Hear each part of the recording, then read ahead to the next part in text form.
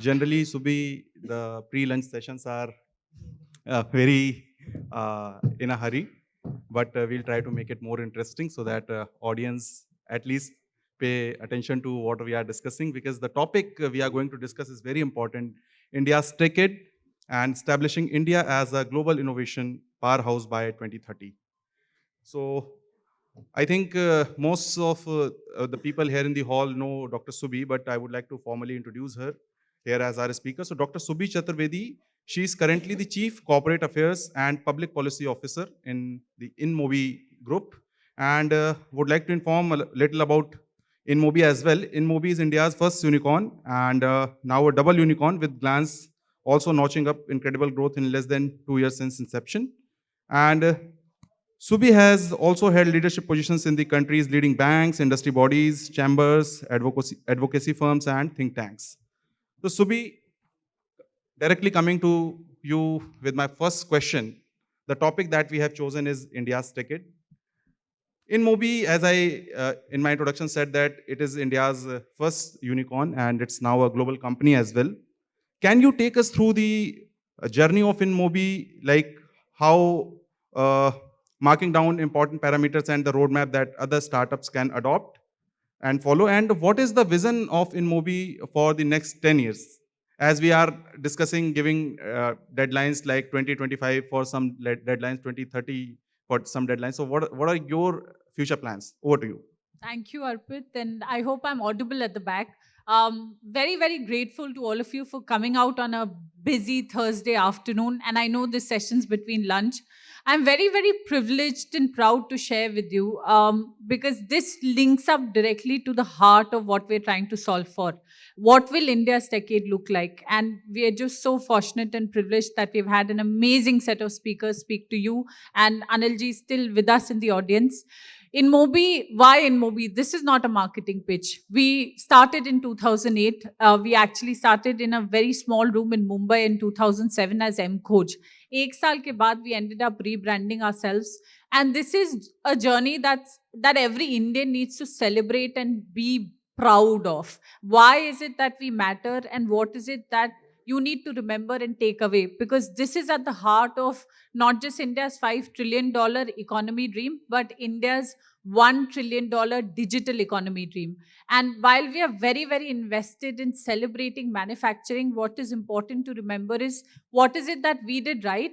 What is it that we did which was unique in terms of solving technological innovations that nobody had ever thought of before, that you usually expect from very large, Mountain View, Reddington based US tech companies or companies which are global in scale. This is a story of audacity. This is a story of hope.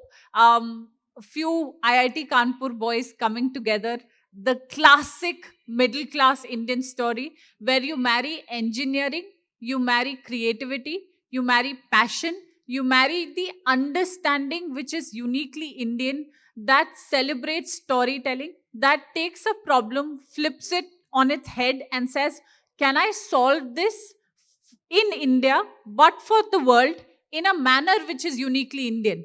That is InMobi. So you started as a value-added services that was going to optimize the telco experience. You changed that to now become the largest independent ad tech company in the world, comparable to the likes of Google.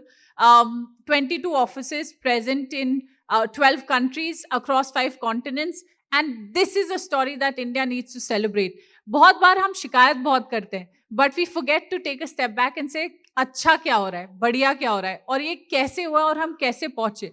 One of the key parameters that we were discussing is the World Economic Forum's report of having to upskill, reskill at least 50% of all Indians by 2030. How is that going to happen? How do you reorient your engineers to think like problem solvers and not just coders?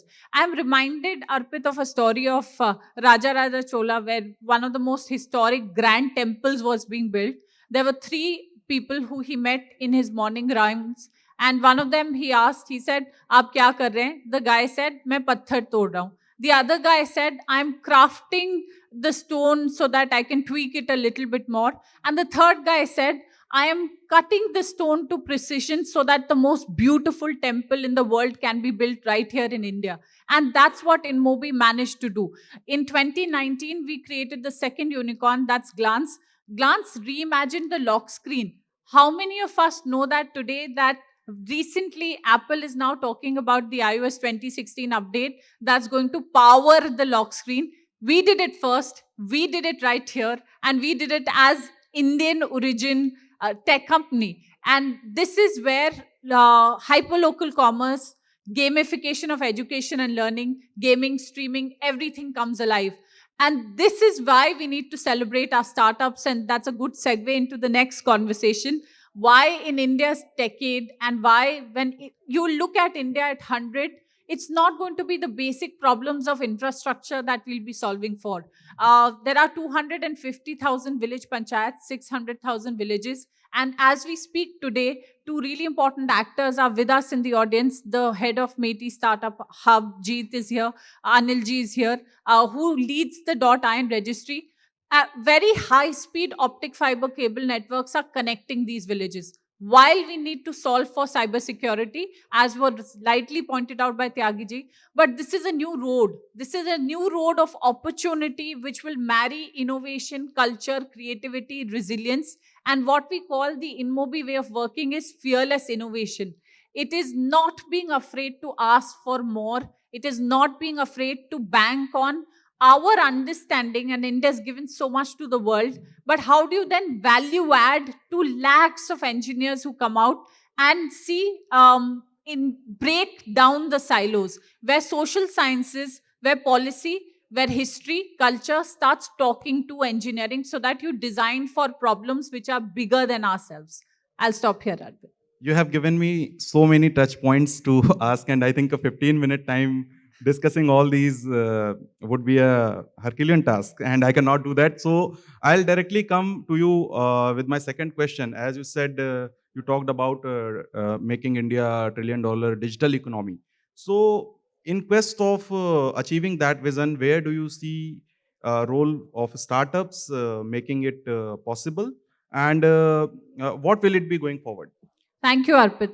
It's a question that's very, very close to my heart. And like you said, 15 minute bahut kam samay, but 5 or 6 very important points. I don't think we understand the impact that startups have created. And this is not an India problem. This is a global problem.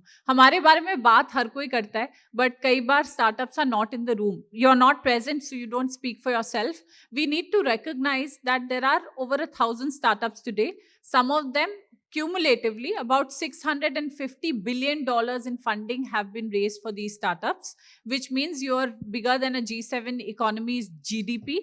Out of that, and I think we all deserve a round of applause for this, 100 startups are right here in India, which are unicorns. And we are now putting together a vision and a roadmap through Digital India, through a concerted efforts where an interministerial task force has been created, where ministries are now working with each other to craft the plan for the next 100 unicorns that are going to come out of India.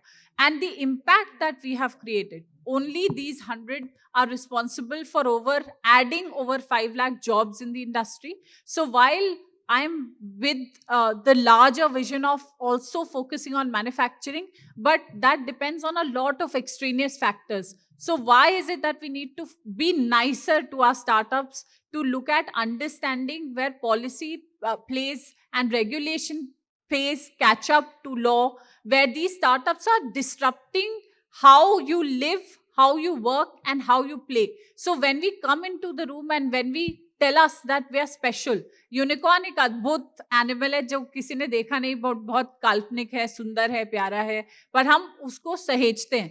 तो ये जो सृजन करने की हमारी चेष्टा है, प्रगति की दिशा, दृष्टि, गंतव्य, तीनों पे फोकस करना चाहते हैं. That is where we want to say that be unique, be special, treat them as sunrise sectors, and look where like 5G, like a lot of other places where they're investment heavy, they're infrastructure dependent. Startups take a problem and then they make it their own so that they're able to build on previous successes.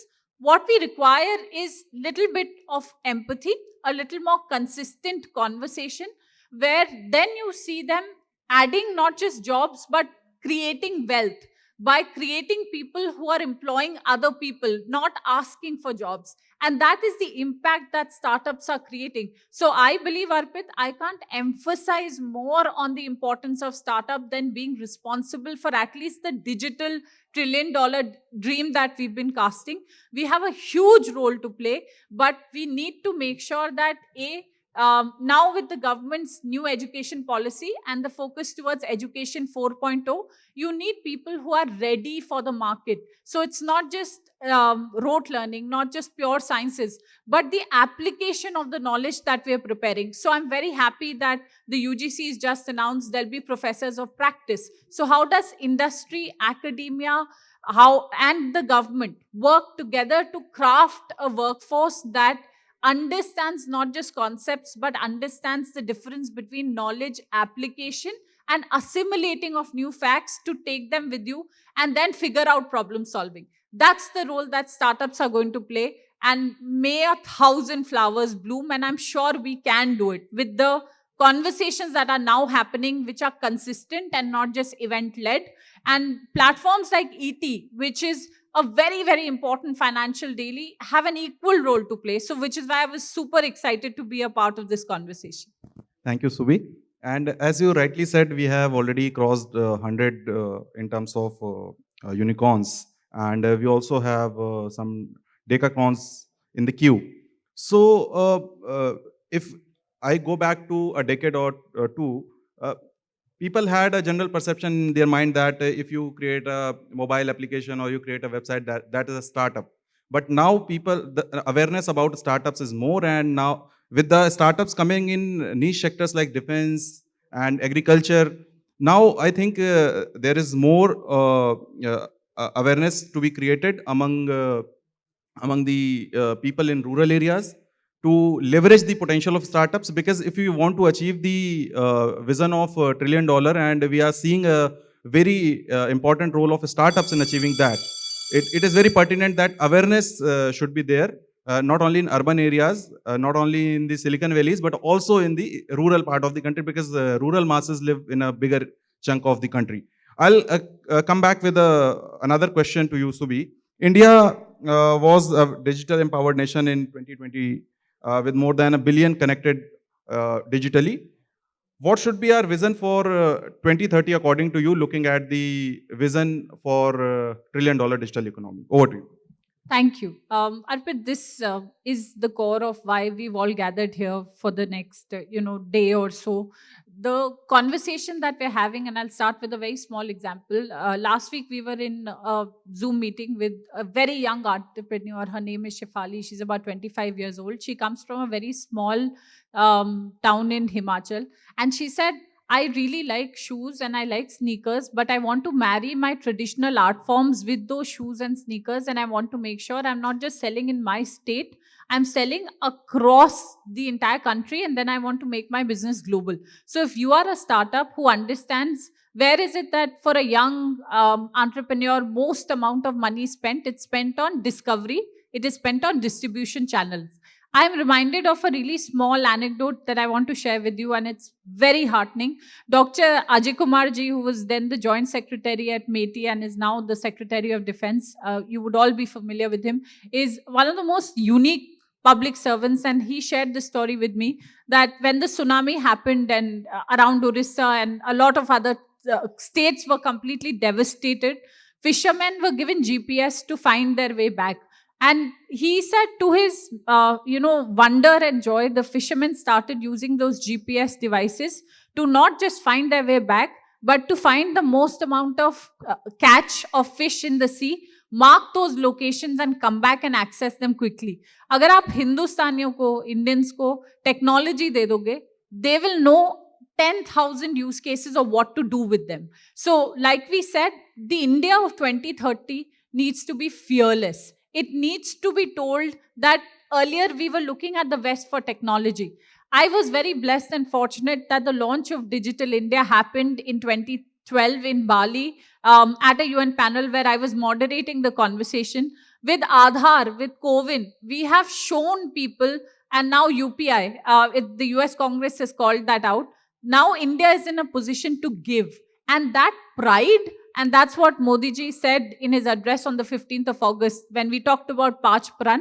The biggest and most important thing that touched my heart was the mental attitude of servitude and slavery. So if we're able to come over that and say we are second to none, there is nobody who can stop us from achieving 5 trillion, $10 trillion economy dreams, because as Indians, nobody can teach us more resilience. Nobody can teach us the cost of economic opportunity. And that's why it's very important when we ask the government, our asks are very little and very small. Give us a stable regulatory policy ecosystem that understands innovation and disruption. So the RBI has created a regulatory sandbox that if you are able to showcase good intent and integrity in your platform, you will get the opportunities to experiment. What we don't want to see is people exiting because UAE, Dubai, or Singapore is trying to create a very easy, lucrative regulatory ecosystem. We want this talent to stay in India. We want this talent to build in India, but build for the world. And that's the India of 2030 that we want to see. And that's the promise that as InMobi and Glance, who've made India proud at a global stage, we want to make, that we want to be here. We want to do creative solutioning. And we want to be able to understand the seed of ambition in colleges. I taught for 5.5 years in Delhi University, and that's where it starts. You have to catch them young. Instead of dependence, the recognition that India has a lot to give to the world, teach to the world, and use tech for good, use tech for empowerment, use tech for solutioning. My last point would be to not leave behind 50% of the workforce, and that is women. We have to make sure that we are able to create the next generation of women leaders, not just give them positions, but make sure that they stay in the workforce, create ecosystems that are enabling ecosystems. So not just treat them with dignity and respect, but make sure that everybody is working towards creating maximum productive participation from women, so that we are the India of 2050, where we are not just India of hope and dreams, but India that is a true world leader at the global stage. If I have to summarize what you said in 2-3 words, that is with the power of startups, you have to just empower the India, and that is the vision, and that is the way forward we should look at it. And we are almost at the last leg of this conversation. So before we wrap up, my last question to you, Subi, is what specific steps should we take as a nation, as a stakeholder of this ecosystem, to establish India as a global innovation powerhouse, and who would be the main stakeholders to drive this uh, vision? Over to you. Arpit, thank you so much for this question. And I think this magic that we've created together, we have to start very, very young. So the Prime Minister also talked about Jai Jawan, Jai Kisan, Jai Vigyan, and Jai Anusandhan.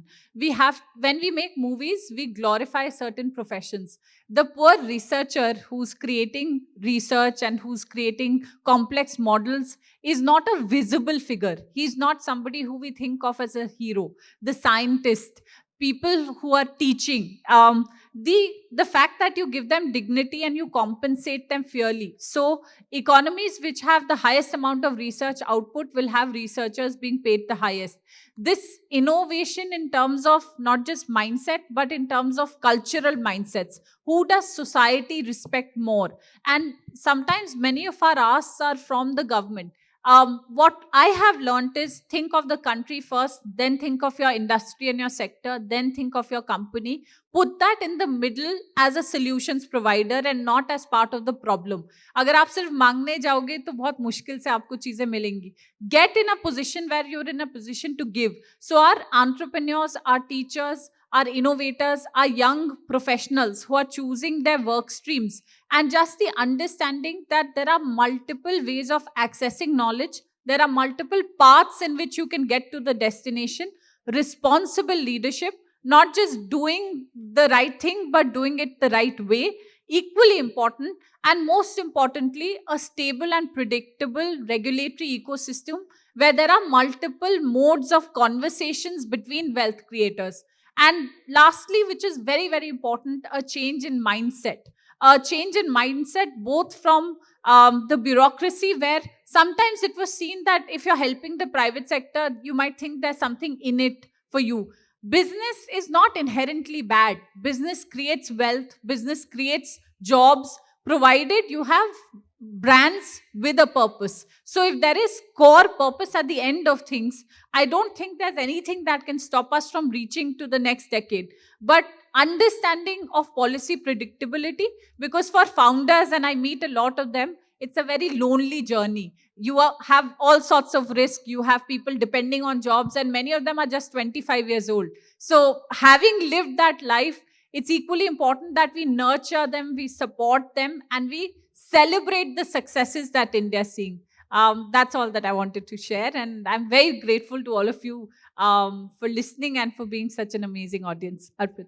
Thank you, Dr. Subi. And I think with these thoughts, I would wrap up this discussion that leaders like you who come with decades, 2 decades industry experience and having worked in the area of digital economy, startups, entrepreneurship, should become the torch bearer to take the lead and also not only create the awareness about startups, the skill development, and the job creation opportunities, but also to help government drafting policies according to the needs of the country. Because every policy you cannot fit in every country or every state, looking at the demographic and the and the literacy level of the state. So if leaders like you can help government formulate those policies, I think the ecosystem would grow better. It will be strengthened, and the day is not ahead when we'll achieve the vision of $1 trillion digital economy. With these thoughts, let's conclude the conversation. And thank you so much for being such a wonderful speaker and sharing your thoughts with the audience. And thank you, audience, for being a very patient and listening to our conversation. Thank you so much. Thank you. Thank you very much, Arpit. I'm a firm optimist and I have a lot of hope. So thank you, everybody.